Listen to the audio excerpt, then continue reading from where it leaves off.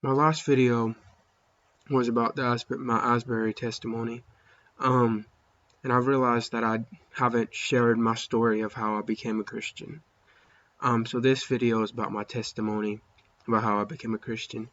So I'm just going to start back to when I first got introduced to Jesus, when I first heard a message about Jesus, and it was a real difficult time in my life. From the age when I was 10 years old, I went to foster care.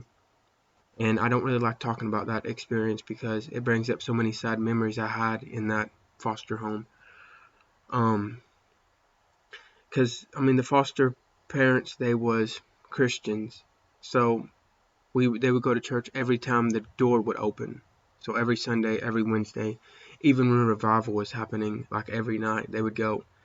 And I remember there for a while, from like 10, from all I was in like fourth grade, I think, fourth grade. So from fourth grade to like ninth grade, I tried to claim myself as being a Christian, but I realized now that I didn't ask God in my life. Back then, I just thought that if you believe in Jesus, then you're a Christian. But listening to the preacher, I just felt like I wasn't ready in that time to give my life to the Lord. Ninth grade is when my life started going downhill.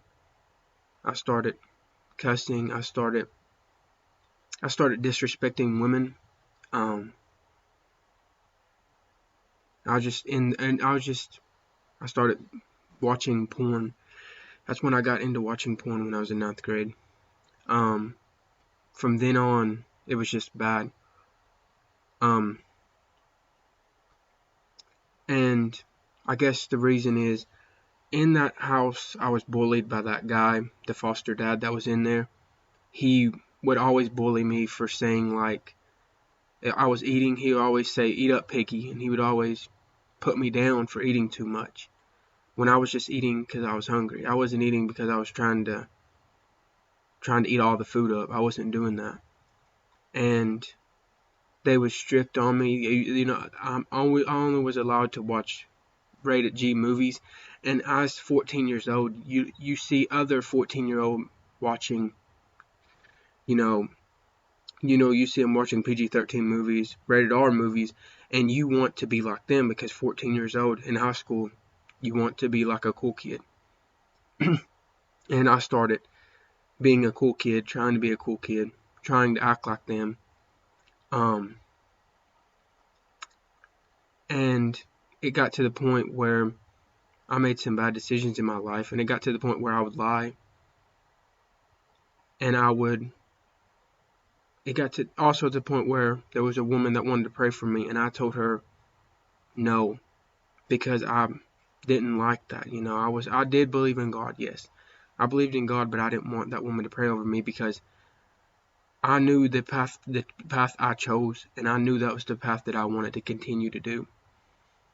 So when I turned 18, I had the choice if I wanted to go back to my birth parents or I wanted to stay there. And I basically prayed to God, even though I wasn't a Christian, that, God, if you send me someone that is worth staying here, then I won't go back. And I didn't trust in God, because I didn't give him, because I wanted to go back. And I went back 18 years old. It wasn't until I'm 18 years old, I went back. I was looking, I guess, for the materialistic things in life. When I turned 19, 20, 21, I started smoking weed. I started drinking when I was 19, getting into that environment. And I was still disrespecting women, and to the point where there was just one woman that was in love with me, and I just played her like a fool. She was in Philippines, and I regret doing that. And there was many times that I was in not just that relationship, it was many other relationships. I'm not going to say their names because it's privately. I don't want to put them on the spot. But there was many relationships that I broke up, but I was never in love with the girl. this girlfriend that I got right now, I'm in love with her, truly. Because I waited on God to give me a girlfriend. I feel like the reason it was breaking my heart is because I was supposed to wait on God. I was supposed to wait on God instead of just going for him. And he's trying to show me that these people out here are going to break your hearts. They're going to break your trust. But he was saying, like, I will never break your trust, and I will never break your heart. And back to the story now. As I was saying, I would smoke weed, I would disrespect women, I would try to get in fights with people, really. I would try to get in fights with people. I would even talk behind their backs. And for all the people that I've talked behind their backs, I'm very sorry for that. I regret even doing that. I would try to get in fights with people just because I wanted to be like the other people that was getting in fights. I wanted to see what it was like. And it wasn't until I started going to church. No, it was when I was with this one girl. It was before I got with her. I had a massive headache, I guess you call it migraine, and I couldn't get rid of it, so I was taking Tylenol. And what happened was I took too many Tylenol. I took like 16 500 milligram Tylenols. I started feeling funny. Or no, I looked on the bottle, and it said you're only supposed to take 8 in a 24-hour time period in a day. And I started worrying because it said it could cause like lung failure or kidney failure or whatever it said. So I started worrying. I was looking on the internet, and they said I should have went to the doctor, but I didn't. And immediately I knew who to believe in. I knew God at that time. So I just cried out to the Lord. I said, God, if you save me from dying, if I don't die, I will give my life to you and start going to church. And you know, I thank the Lord that he saved me from not dying. And after I did that, after I asked him, I met this girl, and I was going to go to church, but she was of the world, and I fell back. I chose her instead of going to church. And in the end, she did break my heart. You know, she cheated on me.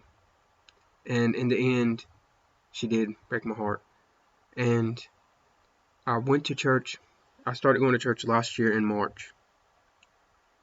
Funny story is, the same church that I wanted to go to as a kid, I was like 8 years old. I wanted to go to the church down the road from where I live now. And I wanted my dad to go with me, but you know, I don't know why he didn't go. He didn't want to go with me. Then my great uncle was going to go with me because my great uncle, they went to church, and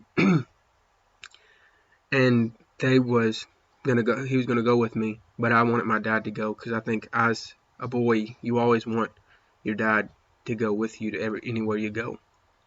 And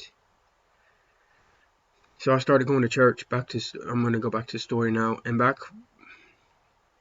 I started going to church last year in March. I gave my life to the Lord in April. But what I really don't like what I did is when I was going to church, I met this girl. Well, it was before I went to church. It was like in February or January last year. I met this girl who was married, and she wanted another relationship. And out of just finding a girlfriend, I just wanted a girlfriend, I decided to be her other relationship. And immediately she broke my heart again. And I just didn't understand why until I realized when I became a Christian that God was just trying to prove a point. That anytime you choose a girl over me, the girl is going to break your heart, but he will never break your heart. So I did go to church in March, and I did become a Christian like in April. I think it was like in April sometime last year. But in my heart, I thought it was all right. if I continue to get drunk, because I was telling one of my family members, and it was a Friday night. I was telling one of my family members, I was like, oh, if I drink and ask God to forgive me, I'll be all right. But I knew that was not true. I knew I was just heading back down the sinful path again. And it wasn't until my church went to like another church service in Moorhead, or another church service, that I realized that God was calling. God was convicting me. And May 18th, 2022 is when I ultimately gave my life back over to Jesus. It has not been easy for me physically and mentally. Mentally, it's not been easy for me. I have, I lost a good friend. I lost some friends because I feel like sinners, when you're trying to tell them about Jesus and they don't want to believe in you, or they don't want to believe that, and they're not ready for that, and they don't like what you tell them, they're immediately won't be your friends anymore. And I was kind of, I was kind of thinking that was going to happen. I knew in my heart that if I tell people about Jesus and they're my friends and they don't want to believe, I feel like, and they're not ready yet, I feel like, yeah, they're going to stop being my friends. But I realized that I'm going to keep pushing forward, and no matter what, I'm not going to like sugarcoat the Bible for them. I'm not going to tell them what they want to hear, because if I tell them what they want to hear, if I tell people what they want to hear, I feel like I'm sending them to hell, because I know the truth. And if I'm just telling them what they want to hear, I'm sending them to hell. And that goes for any other Christians out here, pastors. If you tell your congregation, or you tell people about Jesus, but you tell them the wrong things, and you tell them that you can continue to sin if you ask God to forgive you, then you're sending them to hell, because they're really thinking that, because they look up to you. If you're a pastor, your congregation looks up to you for answers, for support. So that's why I just want to tell people about the truth about Jesus, and that he died for you, although we didn't deserve it. We didn't deserve somebody dying for us, but he died for us because he loves us so much that he's willing to die for the people that don't love him. And yes, there's going to be people that don't love Jesus, and I know that. But it's just amazing that somebody can die for you, or everybody in the world that don't love him. It's just amazing. And I just pray that my testimony touches other Christians and people that are sinners right now. And all I'm telling you is, this is the last thing I'm going to say. And all I'm saying is, it doesn't matter how young you are. It doesn't matter how old you are. You can ask God to forgive you. There is still time. But it doesn't matter how old you are. I said there's time, but not really. This world is really going downhill. Of all the killings you see on the news, of all the killings, of all the bad stuff you see on the news, the catastrophic events in Syria and Turkey, the earthquake, the tornadoes, hurricanes, it's just getting a real difficult time. And if you're a Christian, just keep Syria and Turkey in your prayers. They really need your prayers. And I just want to pray that if you're watching this today, and Lord, I just want to pray for anybody that's watching this today, even the sinners. I just want to pray that I encourage them, and I be a light to you, Lord. I just want to pray that if I'm saying something wrong, Lord, and somebody don't agree with what I say, I just want to pray that you send somebody to show me the right way, Lord, and give me the right message, Lord, and give me and tell me the truth, Lord.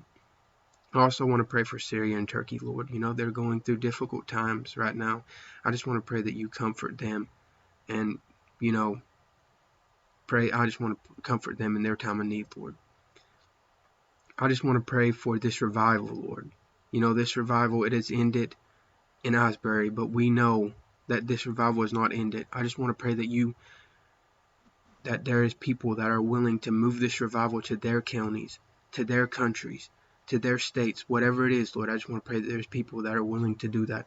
And I just want to pray that we're willing to sacrifice anything, Lord, because there was this couple, Lord, that sold their car just to go to Asbury, Lord. I just want to pray that we are willing to sacrifice something just to have revival, whether it be our precious goods, Lord, whether it be our brand new car.